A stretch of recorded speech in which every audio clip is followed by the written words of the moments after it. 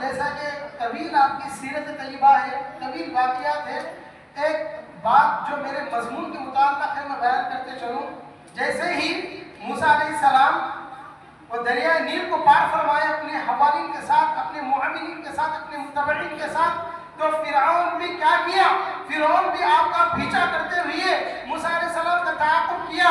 جیسے دریائے نیل سے آپ پار ہو گئے، اس کے ساتھ ہی وہ فرعون اور اس کی لشکر وہ دریائے نیل میں داخل ہوئی۔ جیسے آپ کو معلوم تھا اللہ اپنے نبی کے دشمنوں کو نیز کو نابود کر دیتا ہے، تو اللہ نے فرعون اور اس کی لشکر کو پانی میں ڈبو کر غرق کر کے نیز کو نابود کر دیا۔ ایک طویل واقعہ ہے۔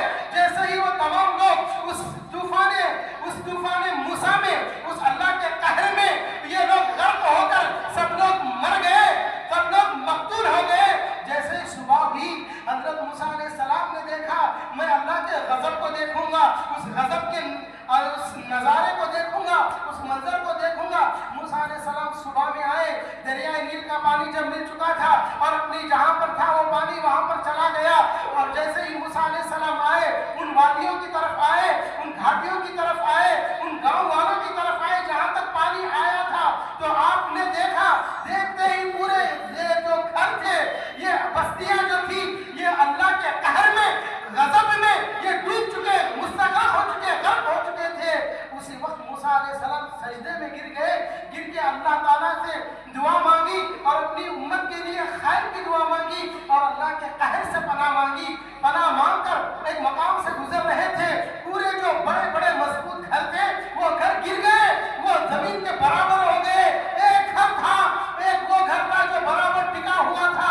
موسیٰ علیہ السلام تعجب میں پڑ گئے، یہ کون سا گھر ہے جو ابھی تک نہیں گرا؟ موسیٰ علیہ السلام وہاں پر قریب گئے، جا کر دیکھ کر وہ تو موسیٰ کلیم اللہ تھے، اللہ سے باتیں کرنے والے تھے، اور اسی وقت انہوں نے کوہ طور پر جا کر رب ذوالجلال سے فرمایا اے اللہ تیرا غضب میں، تیرے قہر میں مولا پورے گھر غرق ہو گئے، مولا ایک گھر تھا وہ گھر غرق نہیں ہوا، کیا بات ہے مولا، اس کی کیا وجہ ہے؟ تو رب تبارک و تعالیٰ نے فرمایا اے موسیٰ تم گھر تو دیکھے ہو، گھر کی چوکھٹ کو نہیں دیکھے، موسیٰ جاؤ جا کے اس چوکھٹ کو دیکھو پھر میرے پاس آنا۔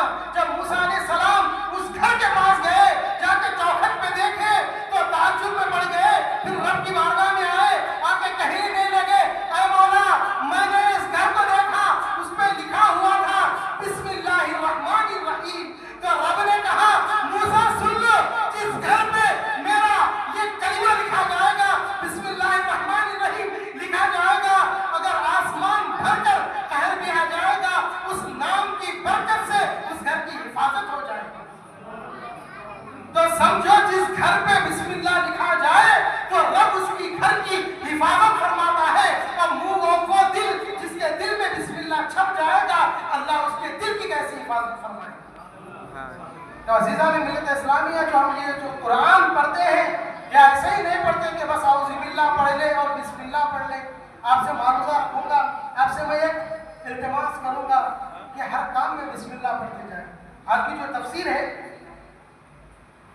ہم جو درس تفسیر اشرفی رکھے ہیں، اس کا مقصد ایک سبق آج کا جو ہے وہ سیکھ کر جائے کہ ہر کام میں میں اللہ کے نام کو ساتھ رکھوں گا، بسم اللہ الرحمن الرحیم پڑھتا جاؤں گا، کھانا کھا رہے دیوالے پہ بسم اللہ پڑھتے جاؤ، آپ گاڑی کا ڈور کھول رہے بسم اللہ الرحمن الرحیم پڑھتا جاؤ، آپ گاڑی چلا رہے بسم اللہ الرحمن الرحیم پڑھو، کوئی چیز لکھ رہے بسم اللہ الرحمن، اس کی برکت الگ ہے، جو کرتا اس کو اس کی برکت اس کو معلوم ہوتی ہے۔ اگر بس سن کے چھوڑ دیں گے تو کمال نہیں ہوتا، اگر آپ لکھتے جاؤ، اس کو عمل کرتے جاؤ، جب دیکھنا تمہارا گھر بھی سنورے گا، تمہارا دل بھی سنورے گا۔ آج معاشرے میں ہو رہا کیا، تو میں تفسیر سورہ فاتحہ کو شروع کر کے میں اس کے متعلق میں پڑھوں گا۔ وہ کہتے ہیں سورہ فاتحہ کے متعلق ایک آیت کریمہ پڑھوں گا میں، اعوذ باللہ من الشیطان الرجیم، بسم اللہ الرحمن الرحیم، الحمدللہ رب العالمین۔ تمام تعریفیں اس اللہ کے لیے ہے رب العالمین، جو تمام عالموں کا رب ہے۔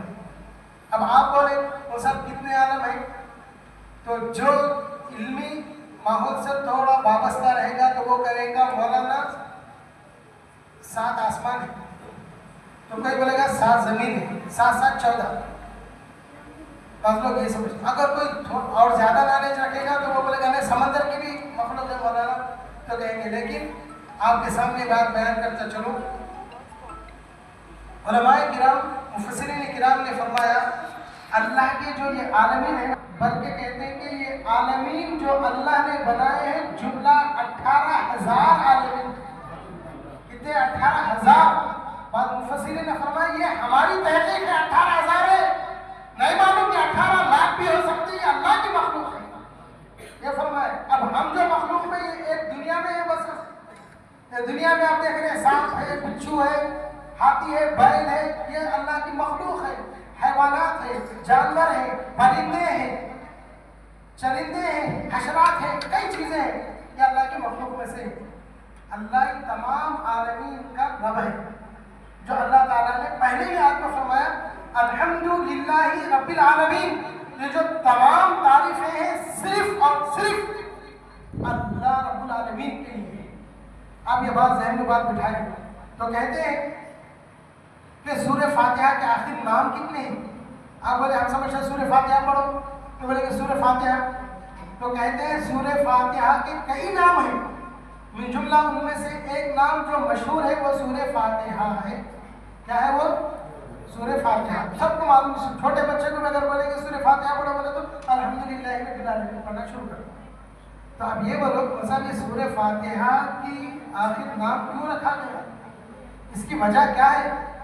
इसका नाम सूरह फातिहा भी रखे, उम्मुल कुरान भी रखे, फातिहातुल किताब भी रखे, काफिया भी रखे, शाफिया भी रखे, शिफा भी रखे, सबए मसानी भी रखे। तफसीर अशरफी के तहत में आपके सामने बयान करना बतौर बरकत सादत के लिए।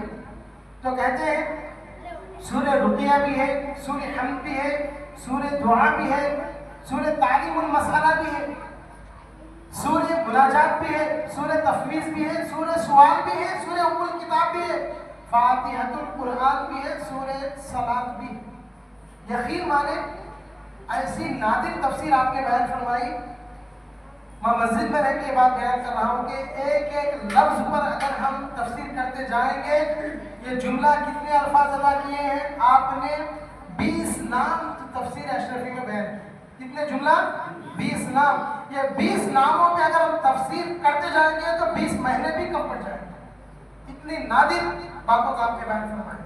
तो कहते हैं सूरह फातिहा, सूरह फातिहा के ये यकीन माने यकीन जाने में ये तफसीर का हमारा जो सिलसिला था, आप लोग जो खिदमत अंजाम दे रहे थे, बीच में थोड़ा मौक़ूफ़ हुआ था। मैं आपसे गुजारिश करूँगा कि इसको आप आगे बढ़ाएं। यकीन माने आजकल जैसे मैं हर जगह जाता हूँ, मेरे से ज़्यादा आप लोग जाके बड़े लोग हैं, मैं बाहर भी गया, जाके वहाँ के माहौल को भी देखा, खासकर वहाँ पर रखते हुए हर जगह गुजरा दौरा करते हुए मैं देखा। आज हम मुसलमानों के लिए जो अशद ज़रूरत है, अशद जो ज़रूरत है, आप देखें, आप मैं ये नहीं, आप लोग बड़े लोग हैं, आप खुद एक 10,000 कमाने वाले